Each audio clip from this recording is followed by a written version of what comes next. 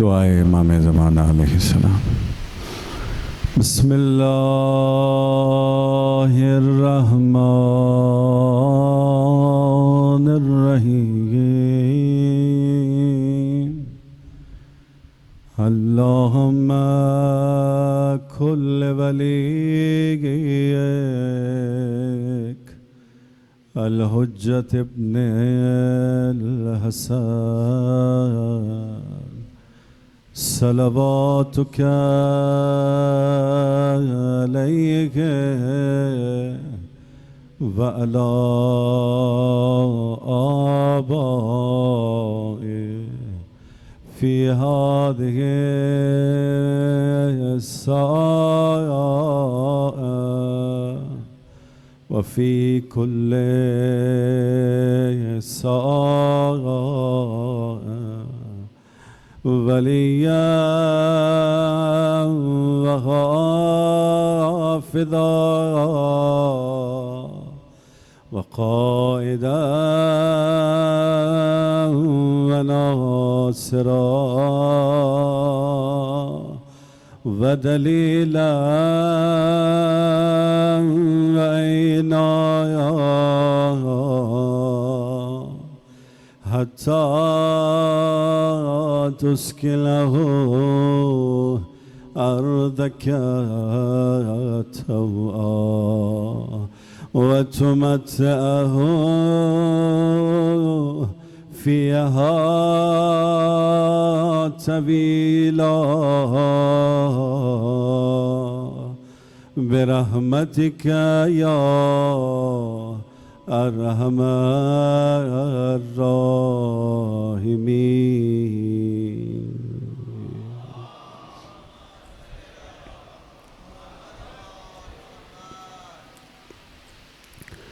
اعوذ باللہ السمیع العلیم من الشیطان اللعین الرجیم۔ بسم اللہ الرحمن الرحیم۔ الحمد للہ الذی لا مضاد له فی ملکہ ولا منازع له فی امرہ ولا شریک له فی خلقہ ولا شبیہ له فی عظمتہ۔ الحمد للہ علی حلمہ بعد علمہ والحمد للہ علی عفوہ بعد قدرتہ، والصلاة والسلام والتحیۃ والاکرام علی سیدنا و نبینا و حبیب الہنا و طبیب نفوسنا و شفیع ذنوبنا جد الحسن المجتبیٰ والحسینی سید الشہداء ابی القاسم محمد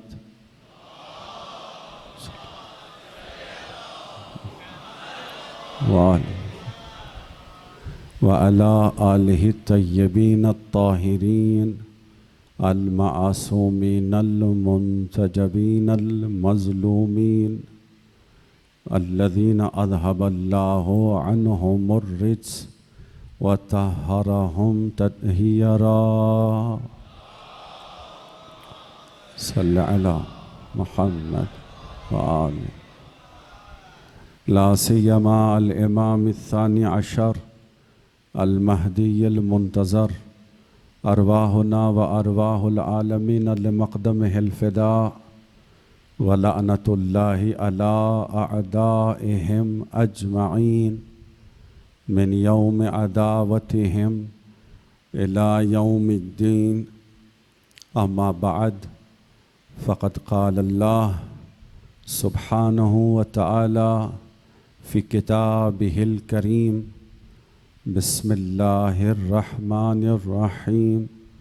ہنالک الولایۃ للہ الحق هو خیر ثوابا وخیر عقبا۔ صلوات صلی اللہ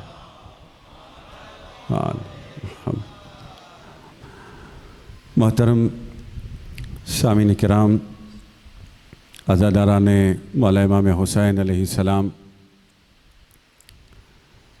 ولایت اور مولائے کائنات ہمارا عنوان گفتگو ہے۔ ولایت پروردگار کا ذکر جا بجا قرآن کریم میں موجود ہے، اور ہمارے یہاں جو عظمت اور جو مقام اس کتاب کو حاصل ہے وہ پوری دنیا کے پیش نظر ہے۔ پروردگار عالم نے جس طرح اپنے ولی، اپنی حجت اور اپنے نمائندے کی فضیلتیں بیان کی ہیں، بالکل اسی طرح اس کتاب عظیم کی فضیلتیں بھی بیان کی ہیں۔ اور یہ عقل کا بھی تقاضا ہے، یہ دنیا کا بھی دستور ہے کہ اگر کوئی شخص کسی کے یہاں بھی مقدس ہو، یا اگر کوئی کتاب کسی کے یہاں مقدس ہو، تو اس شخص کا احترام کیا جاتا ہے، اس کتاب کا احترام کیا جاتا ہے۔ اگر کسی گھرانے سے کسی شخص کا تعلق ہو تو اس گھرانے کی وجہ سے اس شخص کا بھی احترام کیا جاتا ہے۔ اور پوری دنیا میں لوگ یہ جانتے ہیں کہ یہ کتاب تمام مسلمانوں کے یہاں سب سے زیادہ محترم کتاب ہے۔ اللہ کی وہ واحد کتاب ہے جس میں کوئی تحریف نہیں ہے، اور اس کتاب کا مقام یہ ہے کہ اِنَّا أَنزَلْنَاهُ فِي لَيْلَةِ الْقَدْرِ وَمَا أَدْرَاكَ مَا لَيْلَةُ الْقَدْرِ، کہ جس رات میں یہ کتاب نازل ہو جائے وہ 1000 مہینوں سے افضل ہو جاتی ہے، 1000 مہینوں سے افضل ہو جاتی ہے۔ تو پھر آپ اندازہ لگائیے کہ اس کتاب کا مقام کیا ہوگا۔ اس کتاب کی عظمت کے لیے ہی اس نے اس مقام پر کہا ہم نے اسے نازل کیا، حالانکہ وہ اپنی توحید کو بچانے کے لیے ہمیشہ کہتا ہے میں نے کیا، ہمیشہ انی کہتا ہے، ہمیشہ کہتا ہے بے شک میں نے یہ کام کیا۔ مگر جب قرآن کی عظمت کی بات ہوئی تو اس نے اس کی ذات نے یہ اعلان کیا اس کی عظمتوں کو دیکھ کر کہ قرآنی اور عربی گرامر کا قاعدہ یہ ہے کہ جب کسی باعظمت شے کا ذکر ہو رہا ہو تو پھر پروردگار جمع کا صیغہ استعمال کرتا ہے کہ ہم نے اسے نازل کیا ہے۔ صلوات پڑھیں محمد و آل محمد۔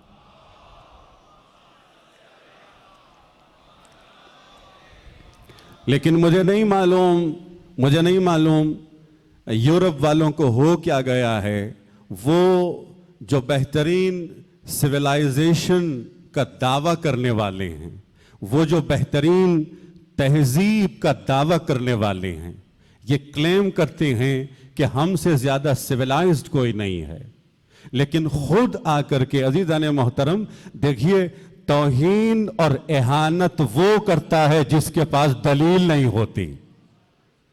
جب دلیل ہو تو پھر جلانے کی کیا ضرورت ہے، جب دلیل ہو تو پھاڑنے کی کیا ضرورت ہے، جب دلیل ہو تو توہین کی کیا ضرورت ہے۔ خود یہ عمل بتلا رہا ہے کہ آپ کی عقل کام نہیں کر رہی، توہین پر اتر آئے ہو۔ صلوات پڑھیں محمد و آل محمد۔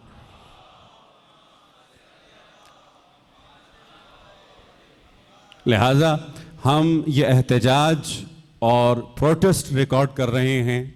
آپ جتنے تصویریں لینے والے ہیں تصویر لیں، ویڈیو لیں، اور انشاءاللہ زیادہ سے زیادہ اس کو شیئر کریں تاکہ پوری دنیا میں یہ تصویریں جائیں۔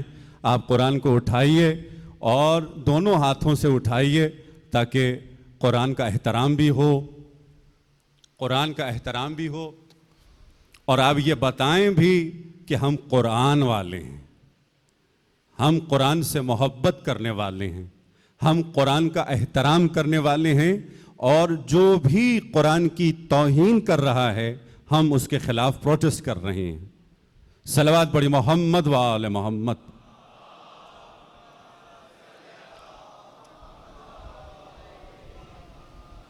بار دیگر صلوات پڑھی محمد و آل محمد۔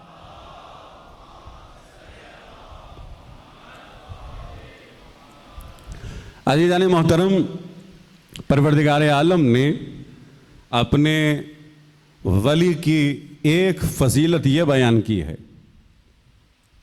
صلوات پڑھی محمد و آل محمد۔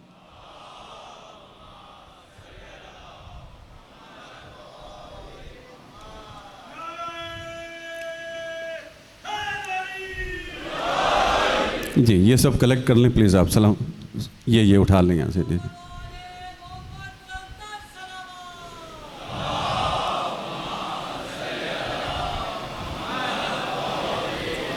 بار دیگر صلوات پڑھیں محمد و آل محمد۔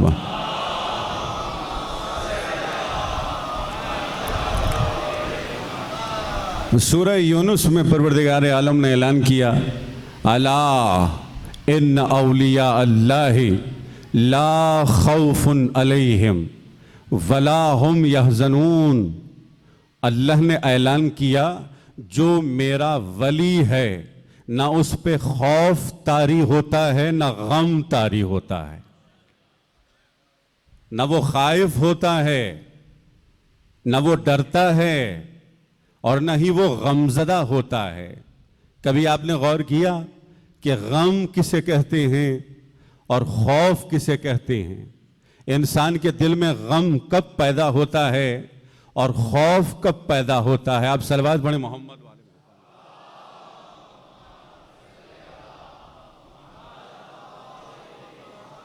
خوف کب پیدا ہوتا ہے؟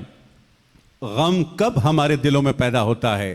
دیکھیے عزیزان محترم، غم کا تعلق ماضی سے ہے، غم کا تعلق ماضی سے ہے۔ اگر ماضی میں کاروبار میں نقصان ہو گیا، گاڑی چھن گئی، موبائل فون چھن گیا، خدا نخواستہ گھر میں کسی کا انتقال ہو گیا، تو ماضی میں ہوا، اب دل میں غم پیدا ہو گیا ہے۔ ایسا ہے کہ نہیں ہے؟ خوف کا تعلق مستقبل سے ہے، ماضی سے نہیں ہے۔ دیکھیے جو تعریف دے رہا ہوں آپ کو، خوف کا تعلق مستقبل سے ہے، فیوچر سے ہے۔ دل میں خوف ہے کہ مستقبل میں کہیں بیمار نہ ہو جاؤں، دل میں خوف ہے گاڑی نہ چھن جائے، دل میں خوف ہے ایکسیڈنٹ نہ ہو جائے، دل میں خوف ہے کاروبار میں نقصان نہ ہو جائے، دل میں دیکھیں فیوچر کی باتیں ہو رہی ہیں، ماضی کی باتیں نہیں ہو رہی۔ تو خوف مستقبل کے حوالے سے ہے۔ لیکن عزیزان محترم، اللہ کے ولی کو نہ غم ہوتا ہے نہ خوف ہوتا ہے، اس لیے کہ نہ ماضی کی وجہ سے کوئی پریشانی رہتی ہے، نہ خوف کی وجہ سے کوئی پریشانی رہتی ہے۔ اسی پریشانی کو آج کی زبان میں ہم ڈپریشن کہتے ہیں، کبھی اینگزائٹی کہتے ہیں۔ اسی وجہ سے ہم لوگ ڈپریس ہو جاتے ہیں، یا ماضی کی وجہ سے ڈپریس ہو جاتے ہیں یا مستقبل کی وجہ سے ڈپریس ہو جاتے ہیں۔ کبھی ماضی کی وجہ سے غمزدہ ہیں، کبھی مستقبل کی وجہ سے خوف زدہ ہیں۔ لیکن اللہ کا ولی کسی زمانے میں محدود نہیں ہے کہ وہ ماضی کی وجہ سے کبھی پریشان ہو یا کبھی مستقبل کی وجہ سے پریشان ہو۔ ہم غلام زمانہ ہیں، وہ غلام زمانہ نہیں ہے، امام زمانہ ہیں۔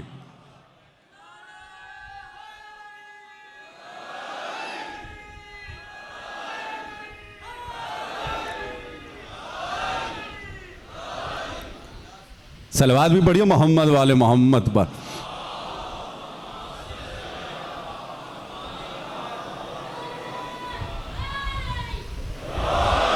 تو جانے محترم، ولی اللہ زمانے کے احاطے میں نہیں آتا۔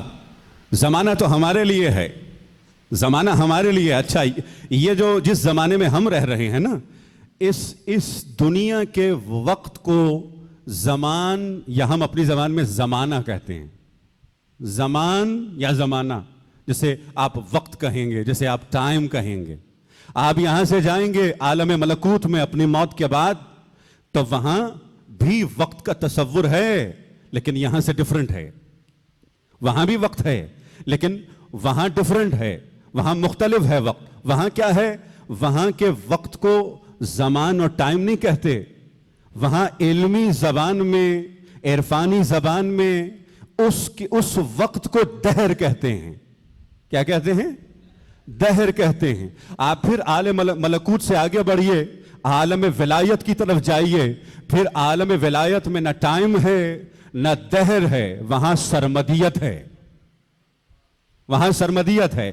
ہمارے یہاں وقت ہے، عالم ملکوت میں دہر ہے، عالم ولایت میں سرمدیت ہے. ہم زمانے تک محدود ہو کر رہ گئے ہیں، مگر اللہ کا ولی محیط ہے، زمانے پر بھی محیط ہے، دہر پر بھی محیط ہے، اور حامل سرمدیت بھی ہے.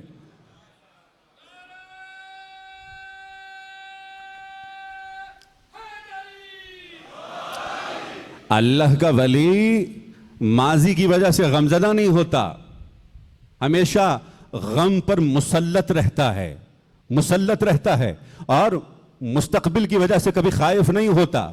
ایسا کیوں ہے؟ اس لیے کہ اللہ کے ولی کا ماضی بھی خدا ہے، مستقبل بھی خدا ہے. مولا امام حسین دعائے عرفہ میں کیا خوبصورت جملہ کہہ رہے ہیں، ہے نا؟ عرفہ کے دن جب اس دعا کی تلاوت ہوتی ہے، ہم کتنے خوش نصیب ہیں.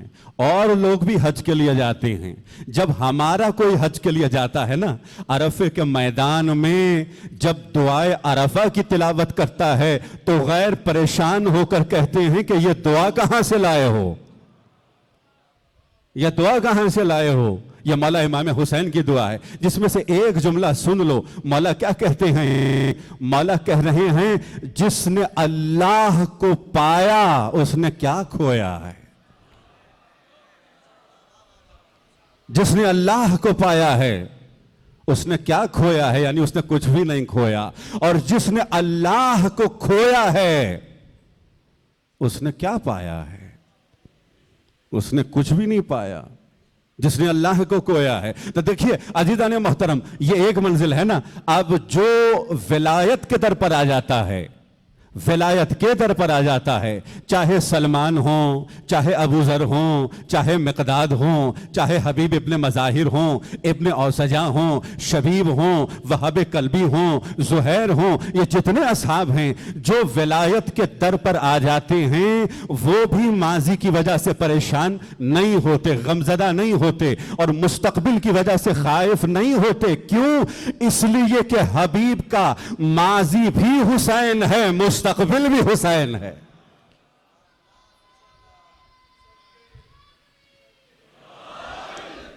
کیوں خائف ہوں؟ کیوں غمزدہ ہوں؟ ہم اس لیے پریشان ہو جاتے ہیں جب ہم ماضی کی طرف بھی دیکھتے ہیں تو اپنی دنیا کو دیکھتے ہیں، اپنی دولت کی طرف نگاہ ہوتی ہے، اپنے گھر کی طرف نگاہ ہوتی ہے، اس مادی دنیا کی طرف دیکھتے ہیں. مستقبل کی طرف بھی دیکھ کر کے ڈرتے ہیں تو دنیا کی وجہ سے ڈرتے ہیں، مال و دولت کی وجہ سے ڈرتے ہیں، اپنی ثروت کی وجہ سے ڈرتے ہیں. صلوات بڑی محمد والے محمد پر.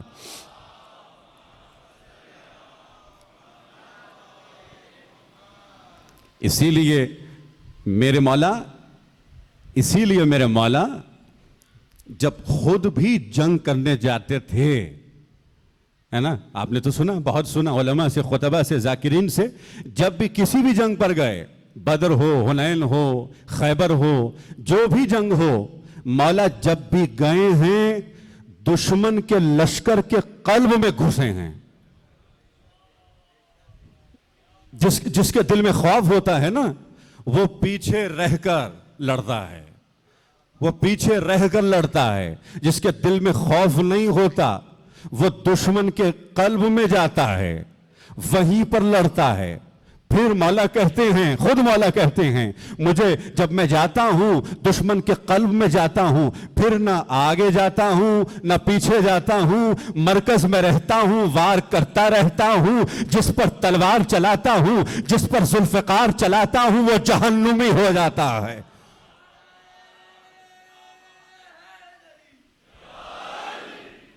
یہ میرے مولا کے جملے ہیں، یہ ائمہ معصومین نے کہا ہے. اچھا بعض مومنین ہیں، بعض مومنین یہ کہتے ہیں کہ اچھا ذوالفقار کے ذکر کی کیا ضرورت ہے؟ ذوالفقار میرے مولا کے معجزات میں سے ایک معجزہ ہے، رسول اللہ کے معجزات میں سے ایک معجزہ ہے. کیوں ذکر کرتے ہیں ذوالفقار کا، شمشیر علی ابن ابی طالب کا؟ جب اللہ نے خود ذکر کیا ہے تو ہم کیوں نہ کریں؟ وَأَنزَلْنَا الْحَدِيدَ فِيهِ بَأْسٌ شَدِيدٌ، ہم نے اس تلوار کو نازل کیا، اس میں بأس شدید، اس میں شدید قوت ہے، اس میں شدید قوت ہے. لوگ پریشان ہو جاتے ہیں، آخر یہ کیسے ہو سکتا ہے کہ تلوار آسمان سے نازل ہو، تلوار آسمان سے نازل ہو؟ میں کہوں گا جب کوئی دمبا نازل ہو سکتا ہے تلوار کیوں نازل نہیں ہو سکتی؟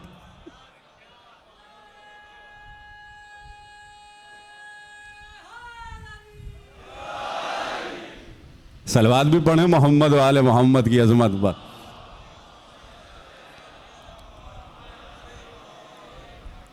اور عزیزان محترم، قرآن کریم میں اب یہ بھی سن لیں، بات سے بات نکل گئی تو یہ بھی نکتہ بھی میرے ذہن میں آ گیا.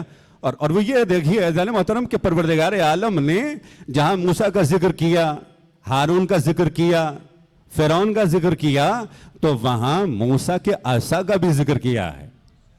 پروردگار موسیٰ کا ذکر کیا، ہارون کا ذکر کیا، ٹھیک ہے سمجھ میں آتا ہے.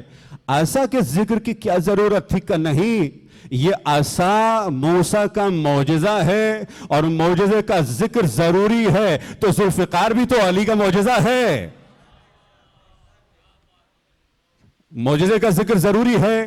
اچھا صرف یہ نہیں عزیزان محترم، دیکھیے جتنے نوجوان ہیں میرے، بہت سارے نوجوان یہ سوال کرتے ہیں، علماء سے سوال کرتے ہیں، ہم سے بھی سوال کیا لوگوں نے کہ قبلہ یہ بتائیے کہ جب مولا امام زمانہ آئیں گے تو ہم انہیں کیسے پہچانیں گے؟ کیسے پہچانیں گے؟ ہم اہل علم تو نہیں ہے نا، ہم مجتہد نہیں ہیں، ہم مرجع نہیں ہیں، ہم زیادہ کتابوں کا مطالعہ بھی نہیں کرتے. ہاں قرآن کیا کہہ رہا ہے؟ قرآن نے کہا کہ بنی اسرائیل کے زمانے میں جب لوگ حجت خدا کو پہچاننا چاہتے تھے تو یہ دیکھتے تھے کہ کس کے پاس تابوت سکینہ ہے، کس کے پاس تابوت سکینہ ہے. جس کے پاس تابوت سکینہ ہوتا تھا وہ اس وقت کا اللہ کا نمائندہ ہوتا تھا. اب مولا امام معصوم یہ فرما رہے ہیں کہ ہمارے زمانے میں تابوت سکینہ کی طرح ذوالفقار ہے، جس کے پاس ذوالفقار ہے وہی امام ہے. صلوات پڑھیں محمد والے محمد پر.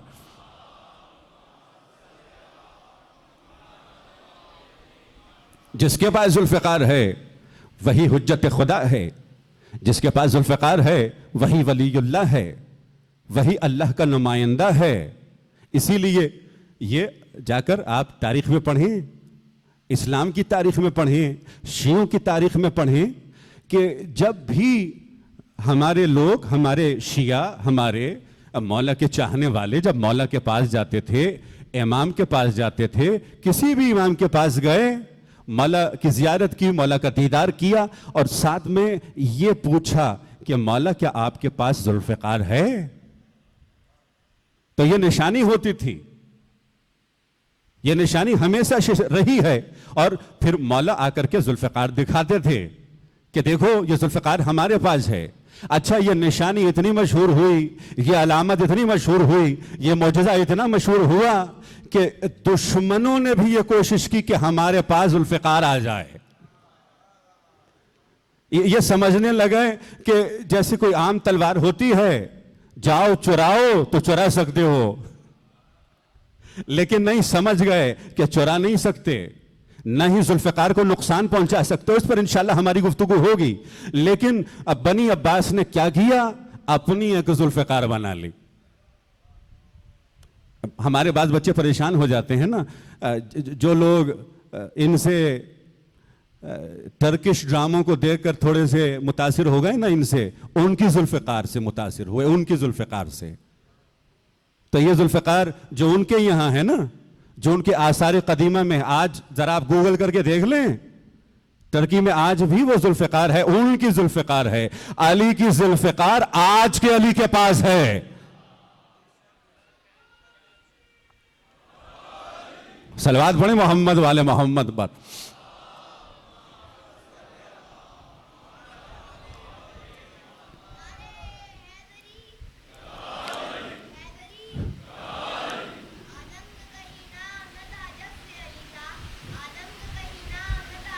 سبحان اللہ بیٹا، کھڑے ہو جاؤ بیٹا، کھڑے ہو جاؤ، کھڑے ہو جاؤ، بلند آواز سے پڑھو۔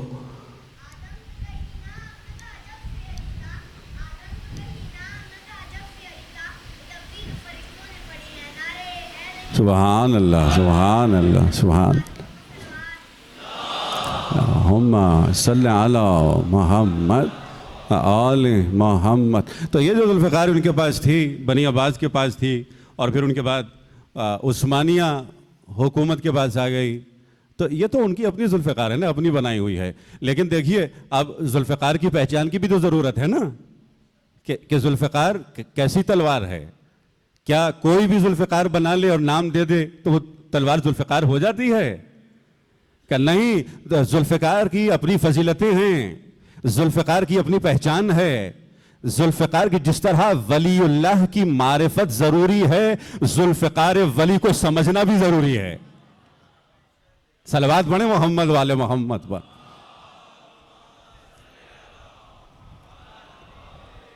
اچھا، پہلی نشانی کیا ہے کہ اس کا نام پہلے سیکھ لو، اس کا نام ذوالفقار ہے۔ ذوالفقار ہے۔ ذوالفقار کو ذوالفقار کیوں کہتے ہیں؟ ذوالفقار ہے فقرات سے، فقرات سے ہے ذوالفقار۔ فقرات کہتے ہیں ریڑھ کی ہڈی کو، ریڑھ کی ہڈی کی طرح کی شکل ہے اس تلوار کی۔ تو انشاءاللہ کبھی زیارت ہو نا آپ کو تو آپ دیکھیں ریڑھ کی ہڈی کی طرح شکل اس تلوار پر ہے۔ ریڑھ کی ہڈی اگر ہو، سالم ہو، تو انسان کھڑا رہتا ہے، انسان کھڑا رہتا ہے، قیام کی حالت میں رہتا ہے، چل سکتا ہے۔ ورنہ اگر ریڑھ کی ہڈی ٹوٹ جائے، پسل جائے، ہے نا، جسے ہم ڈسک کہتے ہیں، ڈسک بلج ہو جائے، ڈسک میں بلج آ جائے، پھر انسان کھڑا نہیں ہو سکتا، چل نہیں سکتا۔ تو پس ذوالفقار ریڑھ کی ہڈی ہے اسلام کے لیے۔ جب تک یہ ہے تب تک اسلام ہے۔ امام معصوم نے اسی لیے کہا کہ اگر آج تک اسلام قائم ہے، باقی ہے، تو یا دولت خدیجہ کے صدقے میں ہے یا ذوالفقار کے صدقے میں ہے۔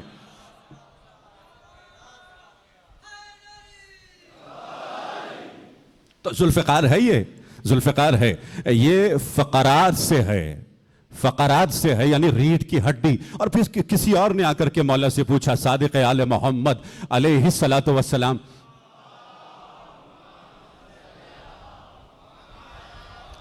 مولا نے ایک اور معنی بھی بتلائے ہیں، کہ ایک اور معنی سن لو، کہ یہ ذوالفقار، فقار فقر سے ہے۔ فقر تو سمجھتے ہو نا، فقیر، فقر، فقیر کون ہوتا ہے؟ جس کے یہاں فقر ہو، بیچارہ فقیر ہو جاتا ہے، محروم ہو جاتا ہے، نادار ہو جاتا ہے۔ تو ذوالفقار کو کیوں کہتے ہیں کہ یہ فقر سے ہے؟ کہ یہ جس پہ چلتی ہے اسے فقیر بنا دیتی ہے۔ یہ جس پہ چلتی ہے نا، یہ حدیث کے جملے ہیں، یہ میرے جملے نہیں ہیں۔ جس بھی جوان کو کوئی ریفرنس چاہیے ہو، کتاب چاہیے ہو، کتاب کا نام چاہیے ہو نا، مجھ سے پوچھ لیں۔ یہ جو بھی فضائل میں پڑھ رہا ہوں، یہ تمام روایات سے پڑھ رہا ہوں، کتابوں سے پڑھ رہا ہوں، کہ یہ حدیث کے جملے ہیں کہ یہ تلوار جب کسی پر چلتی ہے تو فقیر بنا دیتی ہے، محروم بنا دیتی ہے۔ کس طرح سے؟ جب چلتی ہے تو اس دنیا میں خاندان سے محروم کر دیتی ہے، آخرت میں جنت سے محروم کر دیتی ہے۔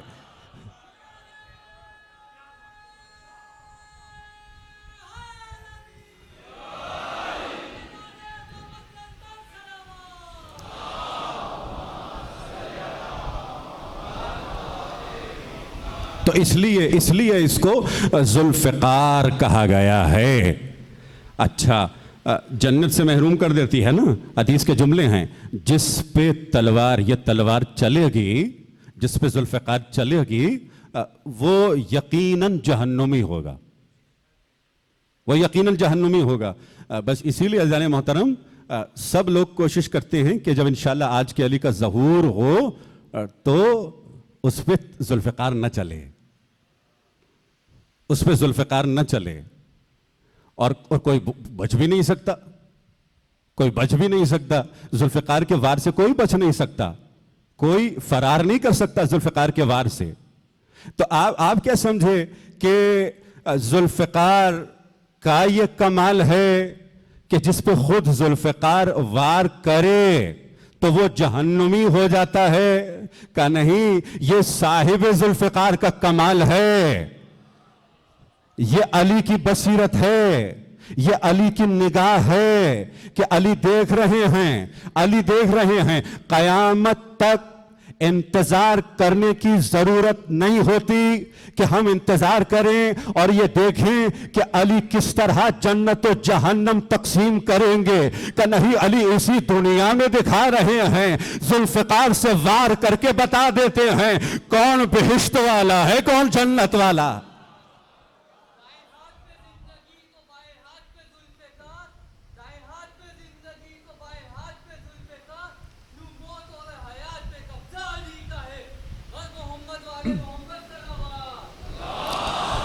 علی ذوالفقار سے وار کر کے بتا دیتے ہیں کہ کون بہشتی ہے، کون جہنمی ہے، اسی دنیا میں بتا دیتے ہیں، اسی دنیا میں بتا دیتے ہیں۔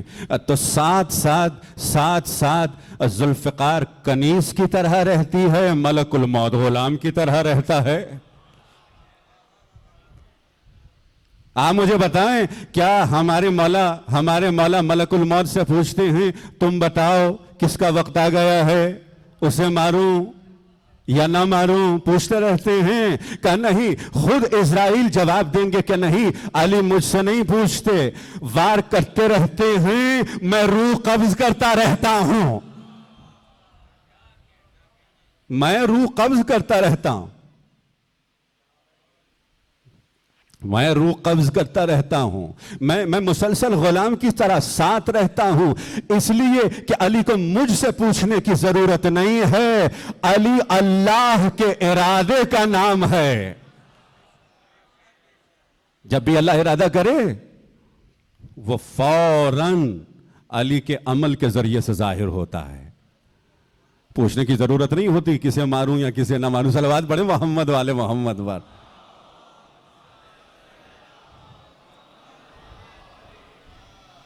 اور عزیزان محترم، ذوالفقار کی ایک فضیلت یہ ہے، دیکھیے نشانیاں الحمدللہ ہو رہی ہیں نا، سمجھ میں آ رہا ہے ذوالفقار کیسی تلوار ہے، ٹھیک ہے نا؟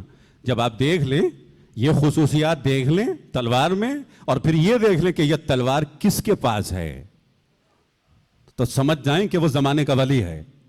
اچھا، اور بھی دیکھ لیں، اور کیا فرق ہے اس تلوار میں اور دوسری تلواروں میں؟ فرق یہ ہے کہ جتنی اور تلواریں ہیں وہ زندہ نہیں ہیں، یہ زندہ اسلحہ ہے، یہ زندہ اسلحہ ہے۔ یہ تلوار کلام بھی کرتی ہے، یہ روایات کے جملے ہیں کہ ذوالفقار نے کلام کیا ہے، کبھی علی مرتضیٰ سے کلام کیا ہے، کبھی فاطمہ زہرا سے کلام کیا۔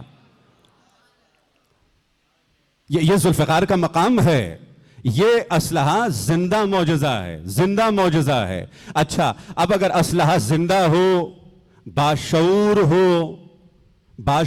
ہو تو پھر کوئی چھین بھی نہیں سکتا اس اسلحے کو، کوئی چرا بھی نہیں سکتا، کوئی اس اسلحے پہ خود سے حملہ بھی نہیں کر سکتا۔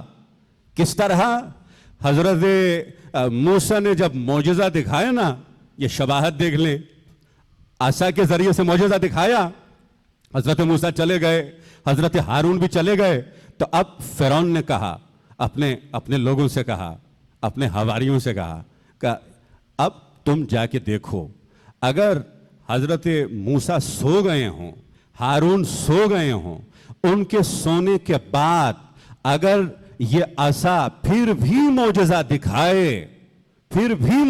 دکھائے تو پھر ہاں یہ عصا معجزہ ہے۔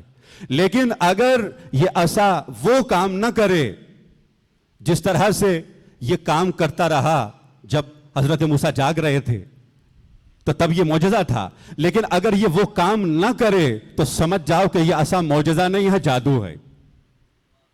اس لیے کہ جادوگر کے سو جانے سے جادو ختم ہو جاتا،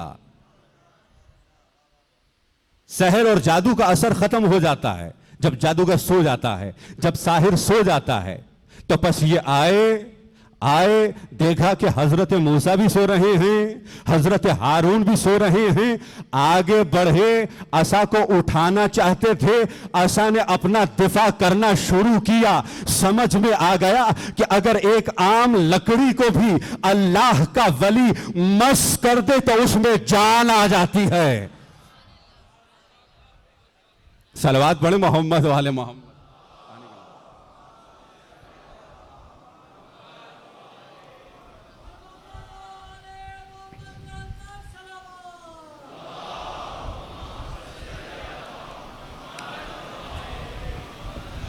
اس میں جان آ جاتی ہے۔ یہی کام ہمارے مولا امام جعفر صادق علیہ السلام کے زمانے میں ہوا۔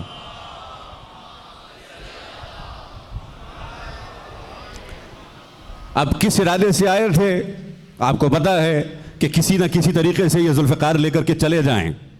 رات کے اندھیرے میں آئے، اسلحوں کے ساتھ آئے، مولا سوئے ہوئے ہیں۔ اچھا جب دیکھا کہ ہم اس تلوار کو لے نہیں سکتے تو اب اس تلوار کو نقصان پہنچانا چاہتے تھے، لیکن ذوالفقار ہے، علی کا معجزہ ہے، یہ مسلسل یہ تلوار خود دفاع کرتی رہی ہے، اس لیے کہ معجزہ ہے عصائے موسیٰ کی طرح۔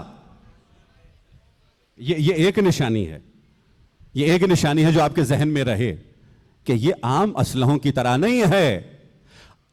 ولی اللہ کا اسلحہ زندہ ہوتا ہے، زندہ ہوتا ہے، یہ زندہ معجزہ ہے۔ اسی لیے یہ نشانی آپ کے ذہن میں ہوں، اور انشاءاللہ خدا کرے ہمیں توفیق نصیب ہو، انشاءاللہ اپنے وقت کے حسین کی ہم زیارت کریں، اور پھر اس تلوار کی زیارت بھی ہمیں نصیب ہو۔ صلوات پڑھیں محمد والے محمد۔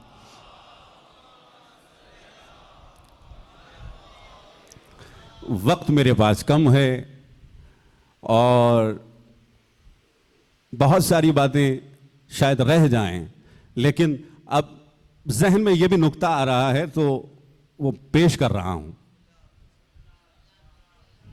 اور وہ یہ ہے کہ دیکھیے کتابوں میں ایک اور ذکر بھی ہے کہ اس تلوار کا وزن کتنا ہے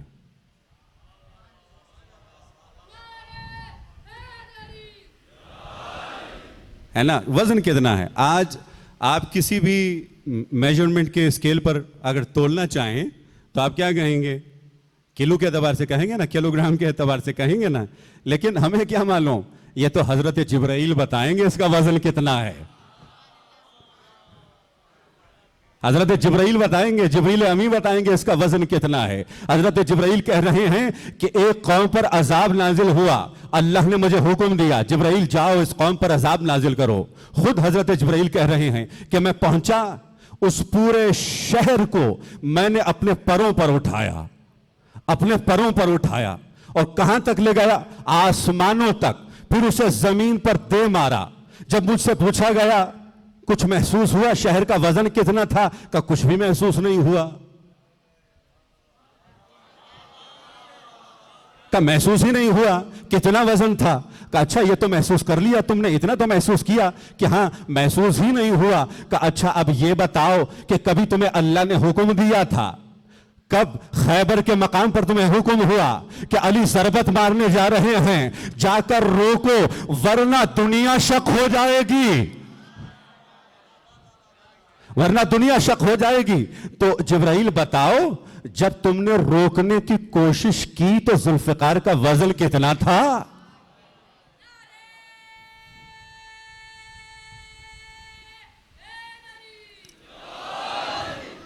وزن کتنا تھا؟ وزن کتنا تھا؟ جبرائیل تو جواب نہیں دے سکے، لیکن میں نے کوشش کی ہے، چند اشعار میں چند لفظوں کو جوڑنے کی کوشش کی ہے، سنیں گے؟ دیکھیے عجیب منزل ہے، عجیب منزل ہے کہ لگے یہ دور سے کنکر علی کے ہاتھ میں ہے. ایک کوشش کی ہے میں نے بھی، اور شعراء کے ساتھ رہا، آپ کے شہر کراچی کے شعراء کے ساتھ. الحمدللہ مجھے بھی وہ محفلیں نصیب ہوئیں جن محفلوں میں جناب سبط جعفر صاحب ہوتے تھے، ان محفلوں میں جناب ریحان اعظمی صاحب ہوتے تھے، اور دوسرے ہمارے شاداں دھیلوی صاحب ہمارے ساتھ ہوتے تھے. تو یہ دیکھیے چند اشعار پیش کر رہا ہوں اسی ہی مناسبت سے، کہ تاکہ سمجھ میں آ جائے کہ لگے یہ دور سے کنکر علی کے ہاتھ میں ہے، کنکر علی کے ہاتھ میں ہے، حقیقتاً در خیبر علی کے ہاتھ میں ہے.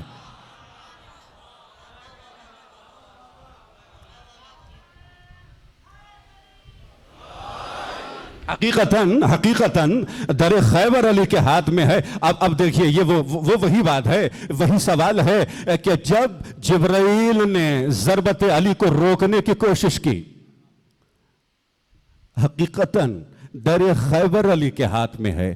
علی نے روکی تھی ضربت خود اپنے وار کے بعد.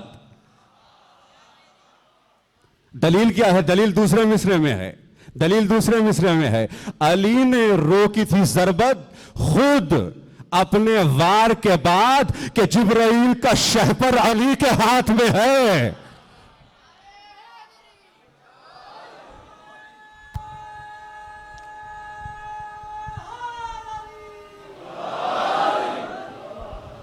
کہ جبرائیل کا شہپر علی کے ہاتھ میں ہے. اچھا الحمدللہ یہ بات تو سمجھ میں آ گیا. نہیں، یہ ولایت علی ہے، یہ ولایت تکوینی ہے. جب پوری کائنات علی کے ہاتھ میں ہے، اچھا وہ بھی سن لیں وہ کس طرح سے ہے. تو پھر یہ تو صرف شہپر ہے نا، اور وہ بھی جبرائیل کا شہپر ہے. اب خدا کے سامنے، یہ تیسرا شعر ہے، بس یہیں پر روک دوں گا، کہ خدا کے سامنے یہ کائنات کنکر ہے. خدا کے سامنے یہ کائنات کنکر ہے، یہی حقیر سا کنکر علی کے ہاتھ میں ہے. حیدری عظمت حضرت علی علیہ السلام، بلند سے بلند تر صلوات.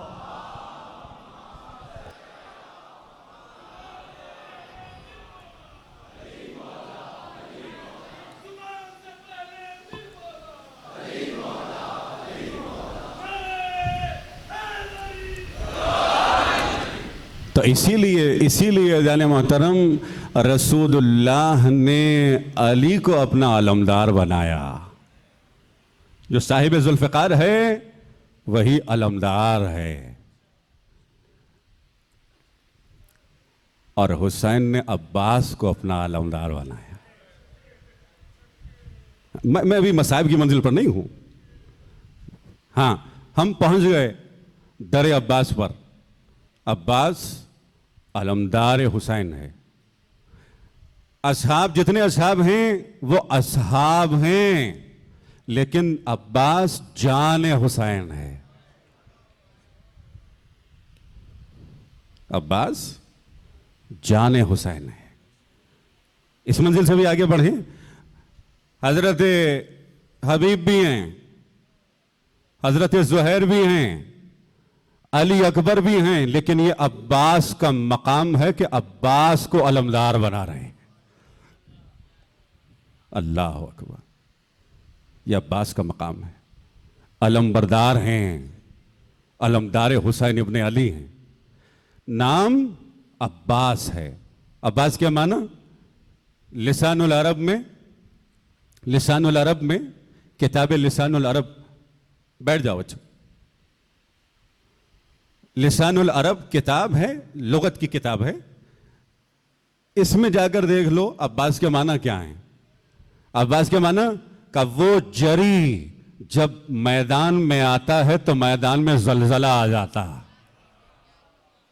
اور جب میدان میں آتا ہے تو دشمن خوف کی وجہ سے بھاگ جاتا ہے.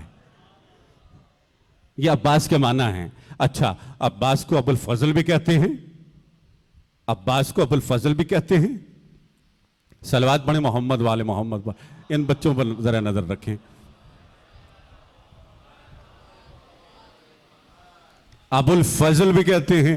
ہاں یہ تو ظاہری معنی ہے نا, فضل حضرت عباس کا بیٹا ہے تو ابو الفضل ہیں, لیکن اس کے باطنی معنی بھی ہیں کہ وہ شخصیت جس میں ساری فضیلتیں جمع ہو گئیں, وہ عباس ہے. اور عباس بنی ہاشم کے قمر کا نام ہے. اتنے خوبصورت, اتنے خوبصورت. بنی ہاشم کے سارے جوان خوبصورت تھے. تاریخ اٹھا کر پڑھ لیں جتنے نوجوان ہیں. اچھا تاریخ میں پیچھے جائیے, پیچھے جائیے. رسول اللہ کے جد کے القاب میں سے ایک لقب کیا ہے؟ عبد مناف کو قمر البطحا کہتے تھے. یہ بطحا کے قمر تھے, بطحا. جناب عبداللہ پیغمبر کے والد گرامی عبداللہ کو قمر الحرم کہتے تھے. تو یہ قمر الحرم بنی ہاشم کے, قمر بطحا بنی ہاشم کے. ان بنی ہاشم کے تمام خوبصورت جوانوں میں اگر کوئی قمر بنی ہاشم ہے تو وہ عباس ہے. تمام بنی ہاشم کے قبیلے کا قمر عباس ہے, عباس ہے. اور اس میں ایک اور زاویہ بھی ہے. کیا خوبصورت زاویہ ہے. دیکھیے چاند, قمر اپنا نور سورج سے لیتا ہے, اپنی روشنی قمر خورشید سے لیتا ہے. مولا عباس نے کہا مجھے قمر کہو مگر مجھے شمس نہ کہو, مجھے خورشید اور سورج نہ کہو, اس لیے کہ میرا سورج حسین ہے, میں اپنی روشنی حسین سے لیتا ہوں. میں اپنی روشنی حسین سے لیتا ہوں, میں اپنا نور حسین سے لیتا ہوں. عباس کے ناموں میں سے ایک نام سقا بھی ہے, پانی پلانے والا.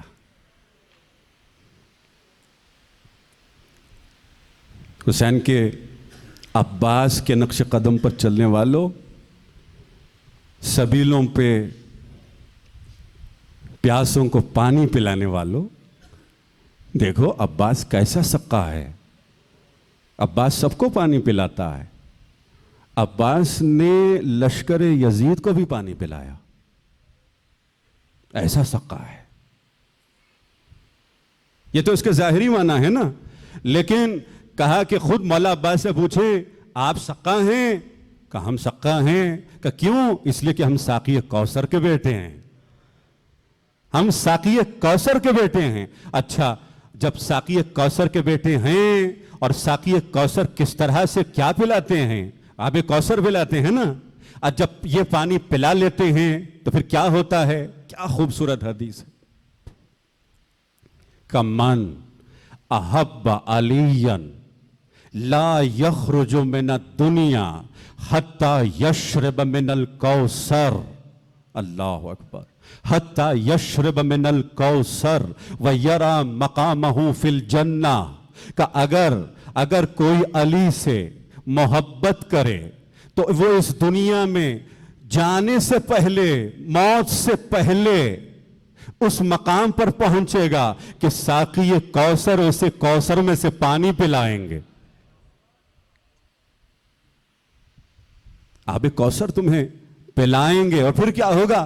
یرا, دیکھے گا اپنا مقام, فی الجنہ, بہشت میں اپنا مقام دیکھے گا. مولا عباس کون ہیں؟ کہ تمہیں ایسا پانی پلائیں گے, وہ شربت پلائیں گے کہ اس شربت کے پینے کے بعد تمہاری نظروں کے سامنے سے پردے ہٹ جائیں گے, تم جنت میں اپنا مقام دیکھ لو گے. مانگو, آج رات مانگو مولا سے, مولا عباس سے یہ مانگو, مولا مجھے وہ آب حیات پلائیں, مجھے وہ پانی, وہ شربت پلائیں کہ میں یقین پر پہنچ جاؤں, میں شک کی زندگی سے باہر آ جاؤں. میں یقین پر پہنچ جاؤں۔ مولا میں ہمیشہ یہ دعا کرتا ہوں، ہمیشہ یہ دعا کرتا ہوں، اور پھر یہ دعا کر رہا ہوں، یعنی ہم سب دعا کر رہے ہیں، مولا مولا کم از کم ایک مرتبہ ہر سال ہمیں حسین کی زیارت نصیب کر۔ مگر اس سال ایک اور دعا بھی کریں، مولا جب اس سال مولا عباس سے مانگیں، سقا ہے نا، آب کوثر پلانے والے ہیں، ساقی ہیں، آب حیات پلانے والے ہیں، آب ولایت پلانے والے، مولا اس سال ایک اور دعا بھی کر رہے ہیں، مولا اس سال جب ہم کربلا کی زیارت کے لیے جائیں تو ہم صرف روضہ حسین کو نہ دیکھیں، ہمیں خود حسین کی زیارت بھی نصیب ہو۔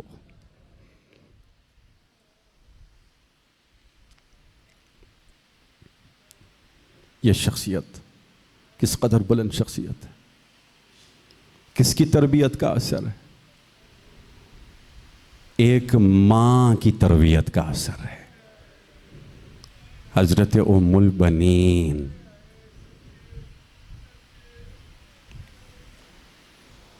حضرت زہرا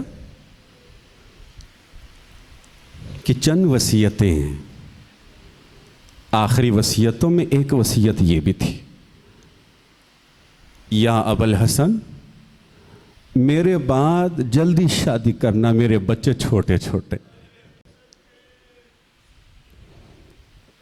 لیکن کس سے شادی کرنا؟ ام البنین سے شادی کرنا۔ کہ وہ کیوں زہرا؟ کہ اس لیے میں نے خود دیکھا کہ یہ بی بی کہیں پر آئی تھی، میرا حسین جہاں جہاں قدم رکھتا تھا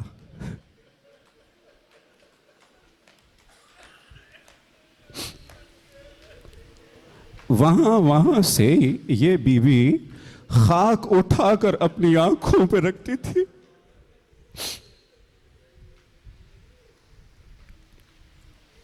شادی ہو گئی، حضرت ام البنین آئیں، دروازے پر کھڑی ہو گئی، اندر نہیں جاتی۔ مولا نے کہا اے بی بی آپ اندر کیوں نہیں جاتی؟ کہا نہیں مولا پہلے زینب کو بلائیں، زینب اجازت دیں تو میں اندر جاؤں۔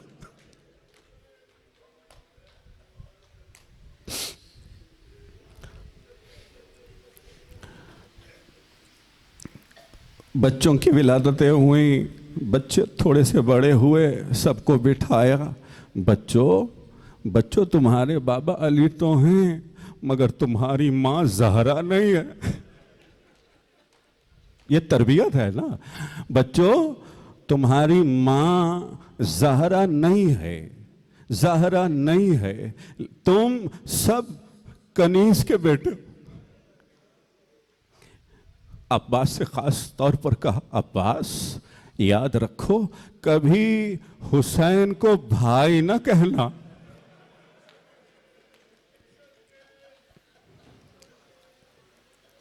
ہمیشہ جب بھی آواز دو حسین کو مولا کہہ کر بلاؤ، سید کہہ کر بلاؤ، بھائی نہ کہو۔ ایک دن حضرت ام البنین بھی ہیں، عباس ابھی چھوٹے ہیں، مولا کائنات نے عباس کو اپنی گود میں بٹھایا اور عباس کے بازوؤں کو چومنے لگے۔ کہا ام البنین تمہیں پتا ہے میں اس کے بازوؤں کو کیوں چوم رہا ہوں؟ کہا نہیں مولا مجھے نہیں معلوم۔ کہا یہ میرے حسین پر قربان ہو جائے گا، اس کے بازو کاٹ دیے جائیں گے۔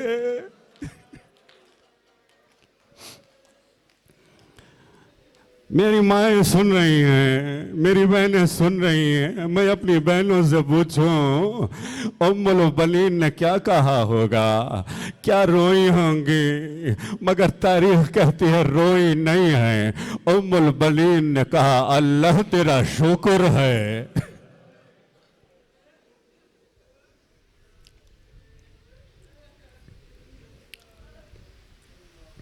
اللہ اکبر، یہ کیا مقام ہے؟ یہ مقام وفا ہے۔ معصومین کہتے ہیں کہ عباس نے وفا کی حد کر دی۔ تو وفا کی حد کر دے.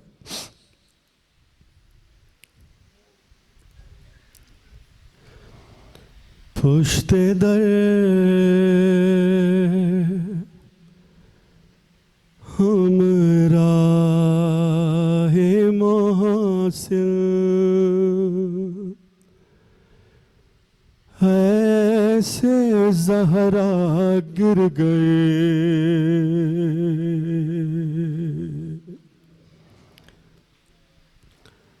پشت در ہم راہ محسن ایسے زہرا گر گئے. زینب دلگیر حجرے میں سراپا گر گئے.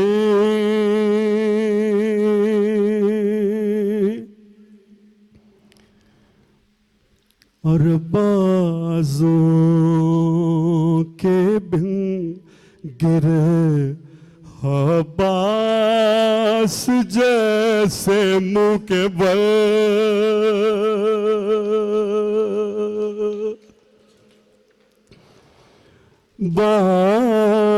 بازوں کے بن گرے عباس جیسے منہ کے بل. بے کجاوا اونٹ سے بالی سکینہ گر گئی.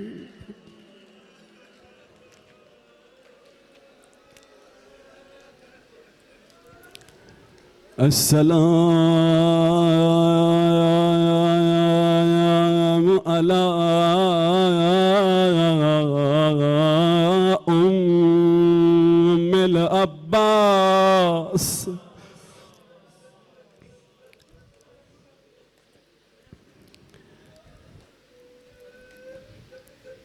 مدینے میں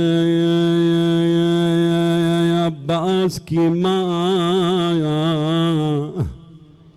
ہر روز عباس کے یتیم بچوں کو لے کے زینب کے در پہ جاتی تھی.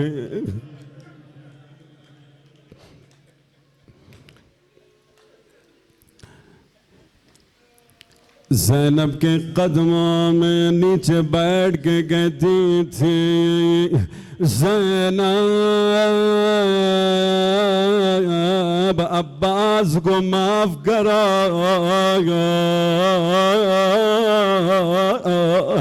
اگر عباس کے بازو نہ کٹتے تمہاری چادر نہ چھلتے.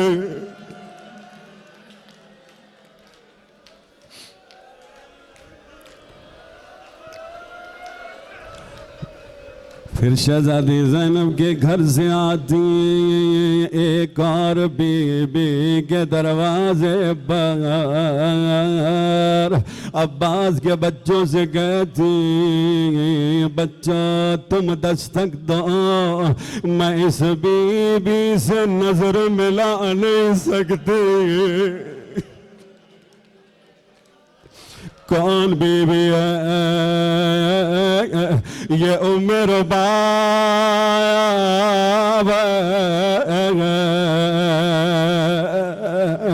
جب دروازہ کھولا تھا ام البنین کہتی تھی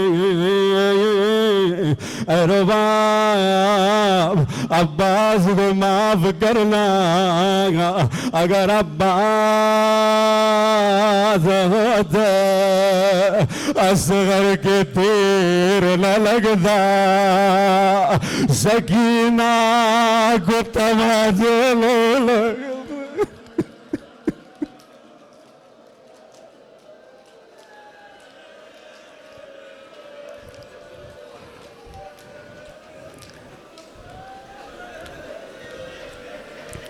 السلام علیک یا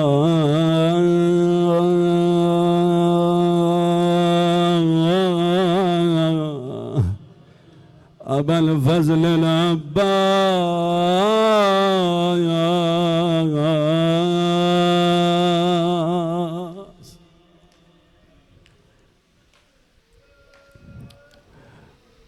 روز عاشوراء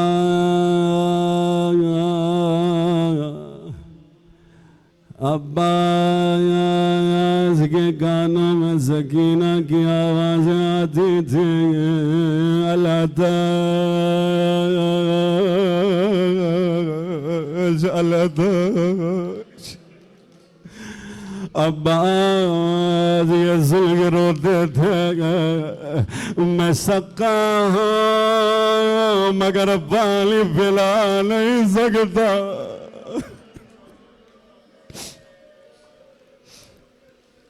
مولا سے اجازت لے سکینہ آئی، چچا جان پھوپھی اماں بلا رہے. مولا عباس شہزادی کے سامنے ایسے بیٹھے جیسے ایک غلام بیٹھتا ہے. شہزادی حکم کریں، زینب سلام اللہ علیہ کا عباس ایک دن بابا نے مجھے بلایا، میری کلائیوں کا بوجھ لیتے رہے، میں پریشان ہو گئے. بابا اس طرح کیوں بوجھ لے رہے؟ زینب ایک دن آئے گا، یہی کوفہ ہوگا، تیرے ہاتھ پس گردن بندے ہوگا.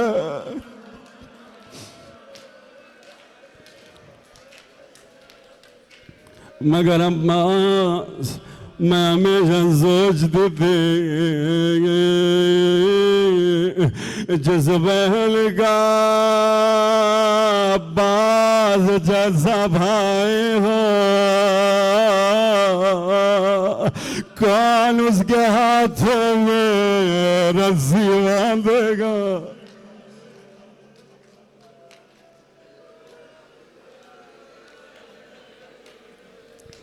مگر عباس مجھے یقین ہو گیا آج تم جا رہے ہو، خدا حافظ. عباس آئے، نہر فرات کے سامنے لشکر ہی لشکر ہے، مگر عباس علمدار ہے، فرزند کرار ہے. لشکر کو چھیرتا ہوا فرات تک پہنچا، چلو میں پانی لیا. بابا کا جملہ یاد آیا، بیٹا عباس اس وقت پانی نہ پینا جب میرا حسین پیاسا ہوگا.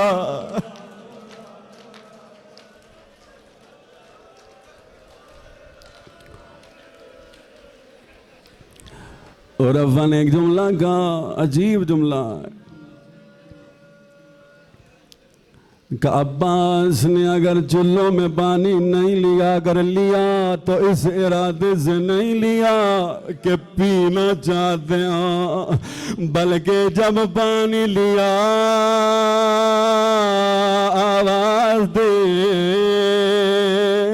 اے آب فرات تم کتنے بدنصیب ہو، حسین پیاسا ہے، تم یہاں موجود ہو.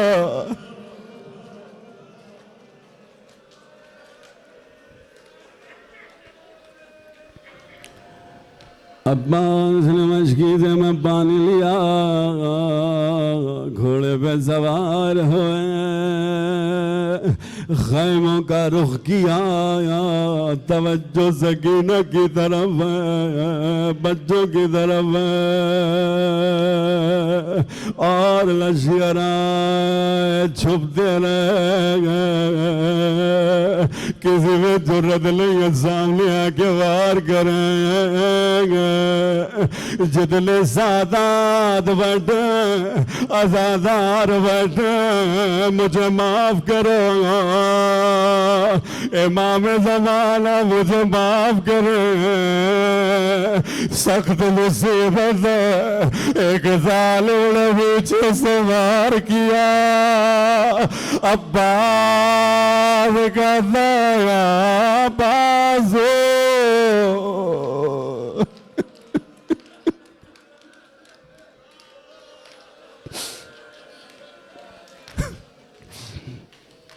کوئی سامنے نہ آیا،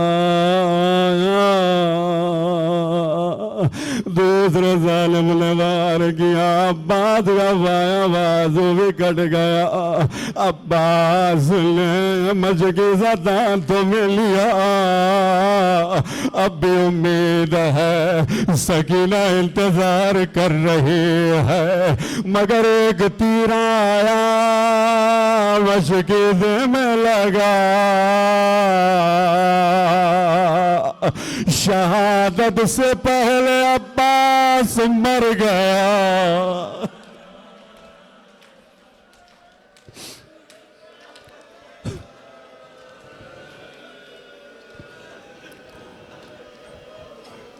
ابھی عباس چل رہے تھے، لیکن جیسے ہی مشکی سے پہ تیر لگا، سانس لو بھی مجھے پڑھنا ہے، ابھی مجھے پڑھنا ہے، آرام سے روتے رہو، سانس بھی لیتے رہو۔ عباس رک گئے، کب جا کے خیموں میں کیا کروں گا،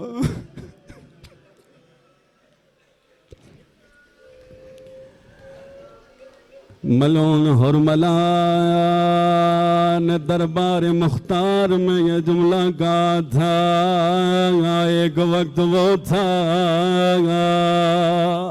جب عباس گھوڑے پہ رک گئے تھے، عباس کے دو بازو کٹ چکے تھے، میں نے ترکش سے تیر نکالے،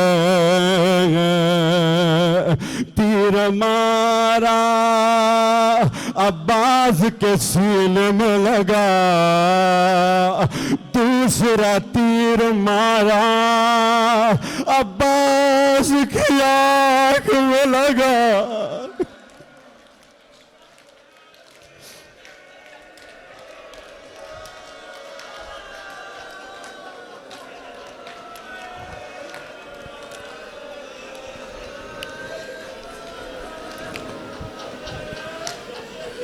جب قافلہ مدینہ واپس پہنچا تھا، ام البنین نے زینب سے ایک سوال کیا، شہزادی یہ تو بتا، میرا عباس بڑا بلند قد والا تھا، کوئی عباس کے سر تک پہنچ نہیں سکتا تھا، شہزادی یہ تو بتا یہ کون تھا جس نے میرے عباس کے سر پہ گرز سے وار کیا تھا؟